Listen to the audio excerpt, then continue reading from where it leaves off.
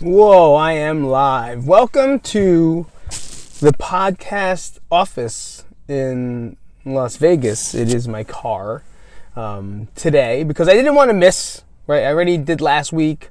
And this week has been just hectic and trying to find space and alone time because the abuelo's over, so we can't do that. And I just want to talk really fast about the importance of your medication and why things appear back when you are not doing a good job taking them. Okay, so it is episode 74. I am inside my car. That is a kid's seat. There's a kid's booster back there, and then there's horses over here. I don't know if you can see them. Probably not, but maybe you could see a little bit of farmland right there. We have horses back there hanging out. It's cooler and they're not dying, so that's good. I think a couple episodes ago, I definitely was talking super fast. I was talking very manicky, right? And that's what, if you don't know what that sounds like, go back and you'll understand exactly. I was talking about my anger. Of course, I'm very passionate about my anger, right? It's a feeling that I love. It's a feeling that I use as fuel for everything. Right? Anger is like my go-to emotion. When I want to achieve something, when I want to destroy something, when I want to get sad at something, anger is like I'll take every emotion I have and I can make it anger, right? And that's what we talked about, right? We talked about the pinnacles and the tipping points and the glacier, right? The glacier of emotions. So I've been experiencing way more anger than anger. Let's say, no, I don't want to keep saying anger, but what is I feeling? I feel resentment.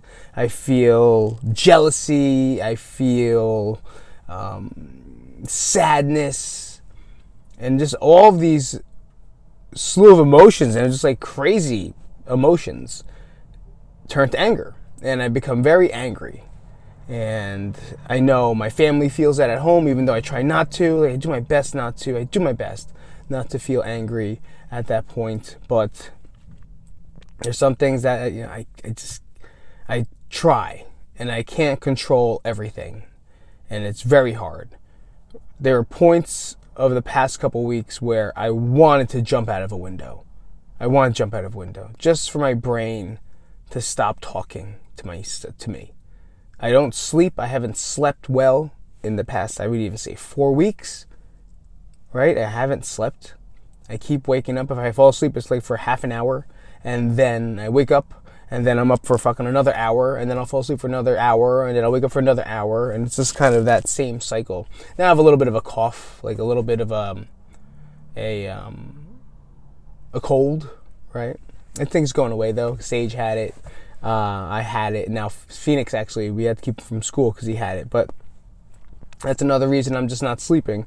And then I was getting a lot of manic episodes, a lot of mania, right? Where I was just, my thoughts were 1,000. No, like I said, I get great thoughts, right? I have great thoughts in those moments. And then I act on them super fast, right? And a perfect example is we've been trying to decorate our house, and we haven't gone into it. So for me, I was like, I have a great idea. Excuse me. I have a great idea. And I started formatting this wall. And if you guys are on Instagram, I kind of put a little piece of it up. But it's a little wall that I'm dedicating to records, vinyl, right? Vinyl records. If you don't know what that is, it's a vinyl round piece you put onto a record player, and the needle sends signals, like little bumps, and that sends the signals to the sound speakers, and then that makes music. That's how it was. And all the albums of choice were between me and that, and they were the albums that shaped us. Not albums we liked, right? Albums that shaped us. There's a meaning behind the albums that we chose. There's meanings behind the songs that we picked. It wasn't just because like, hey, and everyone asked me, is Justin Bieber going to be on it? Is Taylor Swift? No, I'm going to say no, because they didn't shape me. I enjoyed their music, but they didn't do anything to me and help me move in a direction. They were just fun, and they still are fun. I still love them. Maybe I think maybe Taylor Swift might make it. Honestly. So we'll see, but it depends. Because Nat agrees on it, and we both agreed on the albums, except I didn't agree with John Mayer, but I get it, right? Anyway, we're making this thing, and I got it up, and I started putting things into a cart. And one thing in Mania is that, like, you can spend money fast and not even have a zero idea of why you're doing it. So I didn't buy it because I know that I'm not allowed to, right? But I just started fucking throwing things. I have the design, I got the record player, I have the table, I have all the frames, I have all the records. I have more records coming, right? For the ones that make sense. And then there's a whole nother piece that I'm designing now that most people don't get. And I will tell you guys, I'll show you guys what it is when it's done. I just don't want to tell anyone right now because I'm still working on it, and it's coming out pretty cool. And, but I could easily press buy without asking or even looking at the price. I was just fucking ripping through things. And the normal me would just been buy it and then put on a credit card and then try to figure it out later, right? But I can't do that anymore. So Nat actually agreed with me and said that it was a great idea to do it. So when I had to go ahead, man, all my efforts, all my focus moved into this project, and it's I'm very happy to say it's come out very well, and I like it. I like it a lot. That, and I get to play records again, and it's all just kind of moving into its place. But what I had to do was kind of find a cheaper table, something a little bit better, do a little bit more shopping, do a little bit more comparing, right? Reading reviews. I never fucking I don't read reviews ever in my life.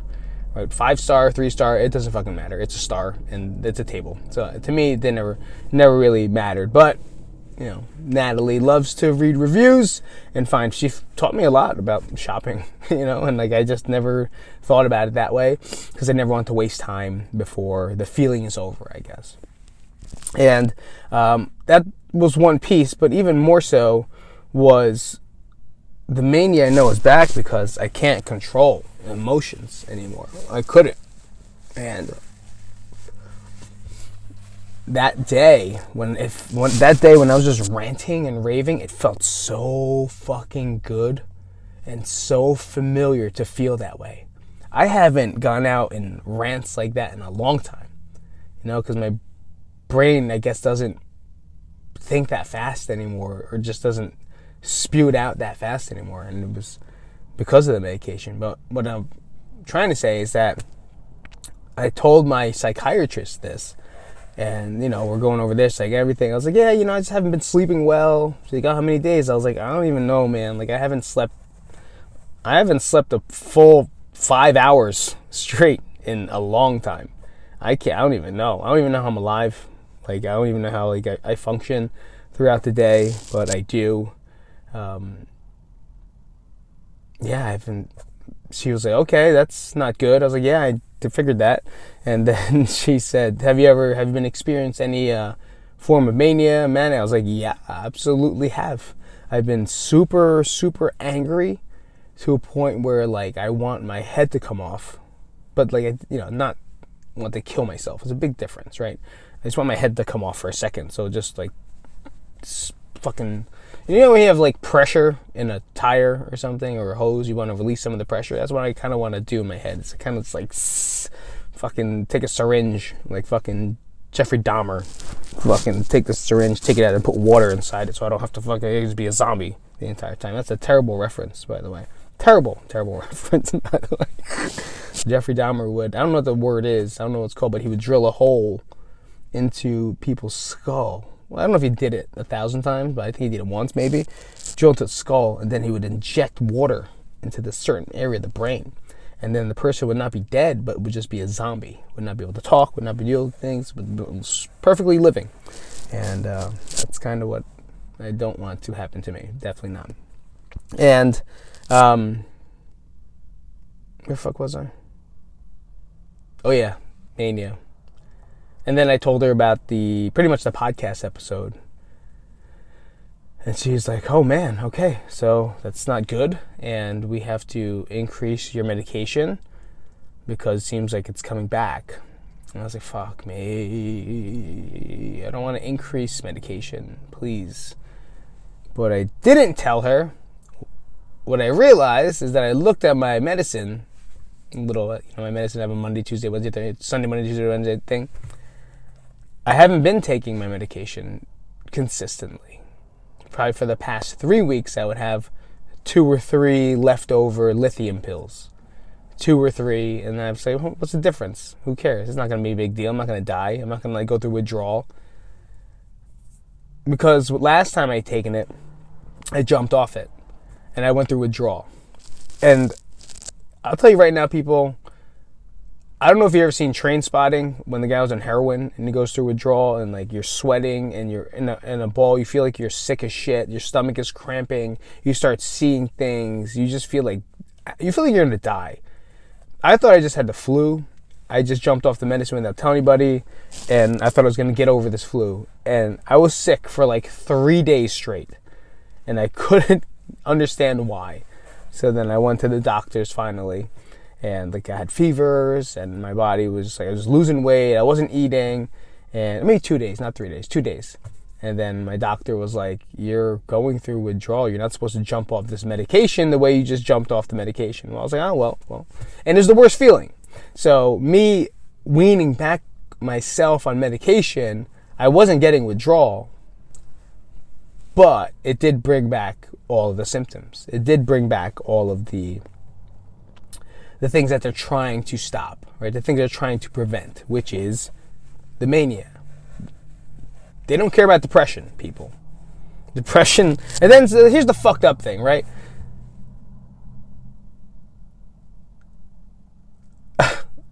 I'm on a medication to stop me from mania, but now I'm also on a medication to take care of my depression. Because either one, I'm going to hit either one. But they don't really care too much about depression because you're not going to do anything crazy. You're just going to be sad and not want to do anything. Like now, I don't want to fucking do anything. Right? It's very much so.